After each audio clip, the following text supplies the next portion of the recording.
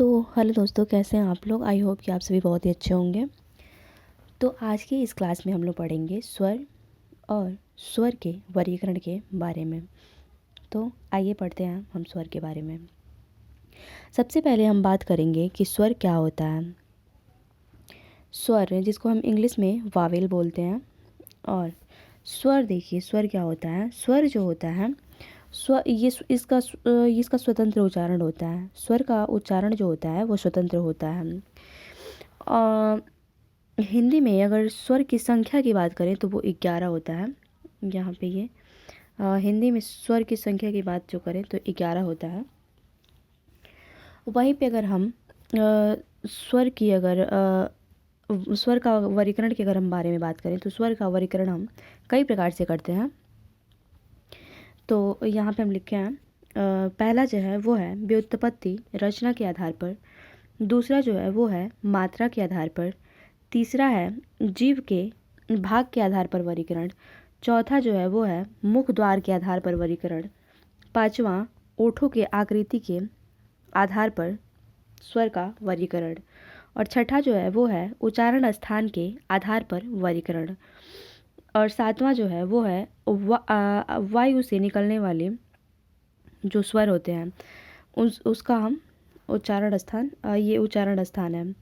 तो आगे हम पढ़ेंगे आगे हम पढ़ेंगे कि ये व्युत्पत्ति रचना के आधार पर स्वर का वर्गीकरण कैसे होता है। तो आइए देखते हैं। तो यहाँ पे दिया गया है व्युत्पत्ति रचना के आधार पर स्वर का वर्गीकरण ये रहा।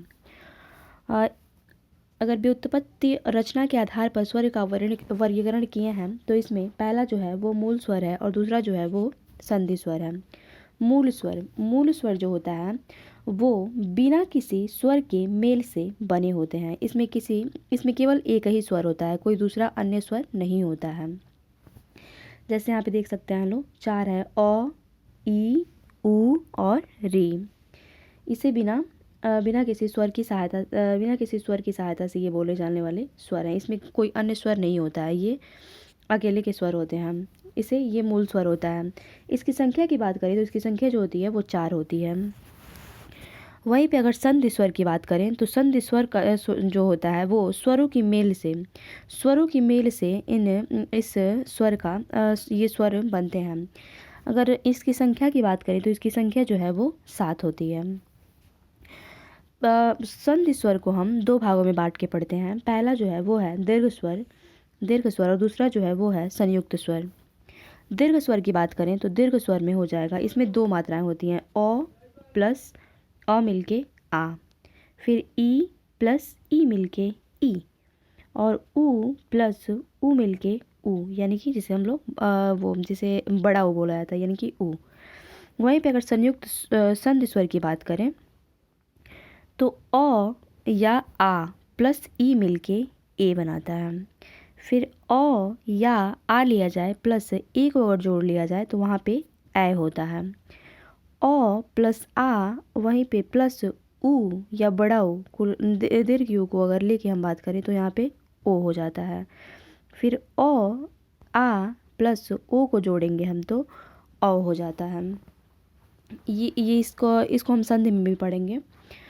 वहीं पे अगर यहाँ पे अगर प्लुत स्वर की बात करें, प्लुत स्वर भी देख लीजिए क्या होता है। प्लुत स्वर जो होता है इसका जो प्रयोग जो होता है वो अक्सर संस्कृत में होता है, हिंदी में इसका कोई प्रयोग नहीं होता है। जैसे अगर लिखा जाए ओम ऐसे लिखा जाए, या फिर राम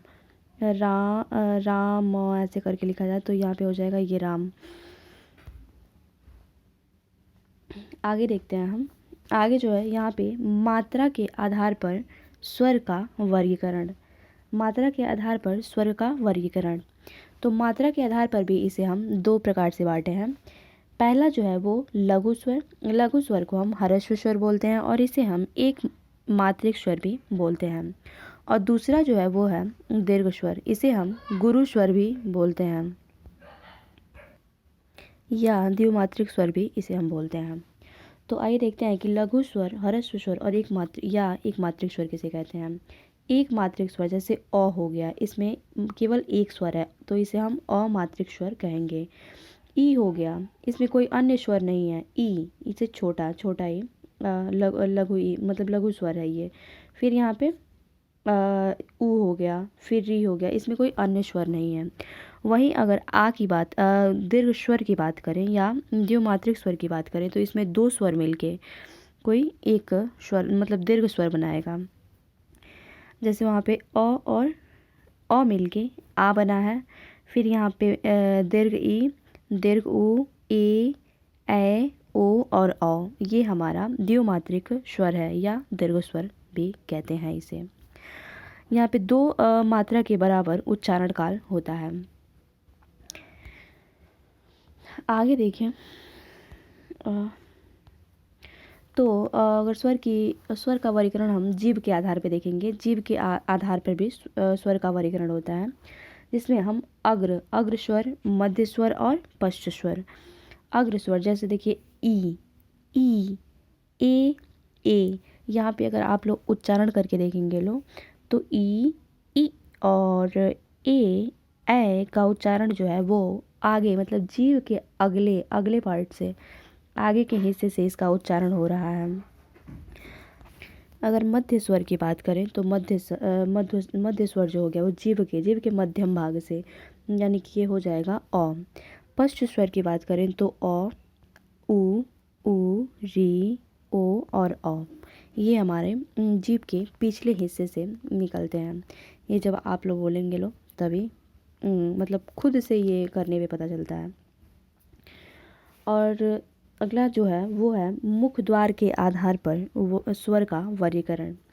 तो मुख द्वार के आधार पर स्वर का वर्गीकरण जो होता है वो दो प्रकार से होता है। पहला जो है वो है खुला या निम्न स्वर, यानी जो ओपन टाइप से जो होंगे, मतलब मुंह जब खुला होगा तो उसे हम खुला स्वर कहेंगे और निम्न स्वर कहेंगे। और दूसरा जो है वो बंद, यानी कि मुंह जब बंद या मतलब ऐसे बंद जो रहेगा, या फिर इसे हम उच्च स्वर कहेंगे। खुला स्वर जो है वो दो प्रकार से होगा, विवृत फुल ओपन और अर्धविवृत। विवृत मतलब फुल ओपन, यानी मुंह जब होगा पूरा खुला होगा, और अर्धविवृत जो होता है वो उसमें मुंह जो होगा वो आधा खुलेगा। वहीं अगर बंद स्वर की बात करें तो बंद स्वर भी दो प्रकार से होगा, संवृत और अर्ध संवृत। इसमें संवृत जो है उसमें मुंह जो होगा वो पूरा बंद होगा, और अर्ध संवृत में मुंह जो होगा वो आधा बंद होगा। तो आगे देखते हैं। अगला जो है वो है ओठों की आकृति के आधार पर स्वर के भेद। यह दो प्रकार के होते हैं। पहला जो है वो वृत्तमुखी है और दूसरा जो है अवृत्तमुखी है। वृत्तमुखी क्या होता है? वृत्तमुखी जो होता है इसके उच्चारण में ओठ गोल हो जाते हैं, जैसे ऊ, ओ, और आ।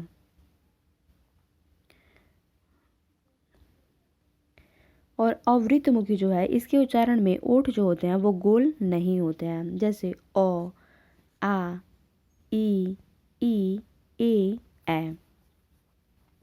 अगला जो है वो है उच्चारण स्थान के आधार पर स्वर के भेद। उच्चारण स्थान के आधार पर स्वर के भेद, यानी कंठ, तालु, तालव्य, ओष्ठ, ओष्ठ। कंठ की बात करें तो ओ और आ। और आ का उच्चारण स्थान जो है वो है कंठ। ई और ई की बात करें तो इसका उच्चारण स्थान जो है वो है तालव्य। ओष्ठ की बात करें तो ऊ और ऊ, ये हमारा ओष्ठ से उच्चारित होता है। यहाँ पे कंठ तालु यानी कंठ तालव्य, इसका उच्चारण जो है ए और ए। कंठ ओष्ठ यानी कि कंठोष्ठ, ओ और औ, ऐसे बात करेंगे, ऐसे बोलेंगे तो कंठ और ओष्ठ, इसमें दोनों ऐसे आएंगे, कंठ और ओष्ठ दोनों आएंगे, ओ और औ ऐसे।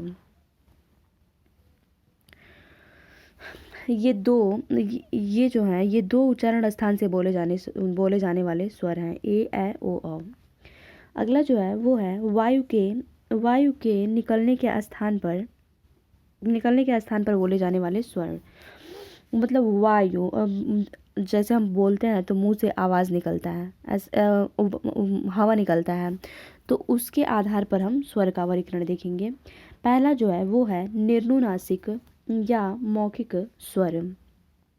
इसके उच्चारण में वायु केवल मुख से निकलती है, जैसे ओ, आ, ई। निर्नुनासिक, निर्नुनासिक, इसमें नाक का प्रयोग नहीं होता है, इसमें केवल निर्नुनासिक, केवल और केवल मुंह का प्रयोग होता है। इसमें हवा जो है वो केवल मुंह से निकलता है, तो इसे हम निर्नुनासिक कहेंगे। अनुनासिक, इसके उच्चारण में दूसरा जो है वो है अनुनासिक, तो इसके उच्चारण के समय वायु मुंह व नाक दोनों से निकलती है, मुंह व नाक दोनों से निकलती है। इसके ऊपर चंद्र बिंदु लगा होता है, जैसे चांद।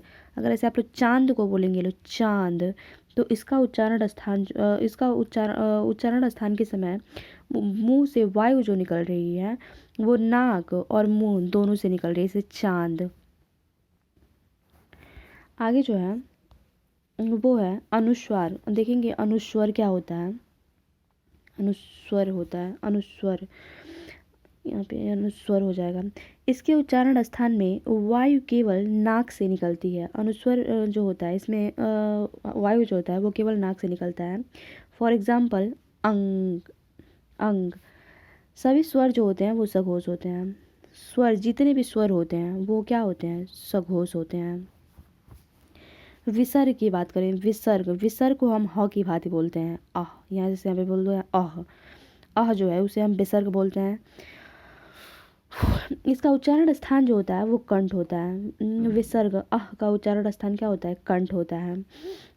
नीचे देखेंगे सभी स्वर के उच्चारण में स्वर तंत्रियों में कंपन होता है, इसलिए सभी स्वर जो होते हैं वो सघोष होते हैं। तो आज के लिए बस इतना ही, धन्यवाद।